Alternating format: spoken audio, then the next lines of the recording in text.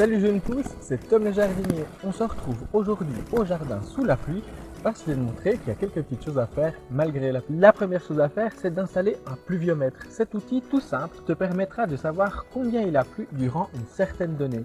Avec ces indications, tu pourras adapter tes arrosages en conséquence.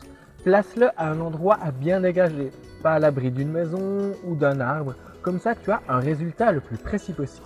Autre chose, si tu as fait des semis et qu'ils sont à l'abri, il ne faut pas les oublier. Même s'il pleut pendant plusieurs jours, à l'abri d'un châssis par exemple, ils ne seront pas arrosés.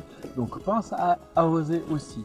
D'autres choses, si tu as fait des semis qui eux ne sont pas protégés, alors là je te conseille de les protéger car un excès d'humidité peut les faire pourrir. Tu peux les protéger avec par exemple un châssis, une cloche en verre ou en plastique. Pense aussi à installer un récupérateur d'eau, soit un vieux tonneau ou des autres récipients, soit des récupérateurs d'eau spécifiques pour les chéneaux. Et les gouttières, ils sont souvent plus décoratifs que ces simples tonneaux. Cette technique d'installer ce récupérateur d'eau peut te faire économiser jusqu'à 300 francs par année si tu as un toit qui fait environ 100 mètres carrés. Donc c'est important pour les économies. Et aussi, ça te permet d'avoir des bassines d'eau avec lesquelles tu peux arroser ton potager en été quand ce sera la canicule. Comme tu le vois souvent dans mes vidéos, j'ai mes arrosoirs et ces tonneaux bleus qui traînent un petit peu partout dans le jardin.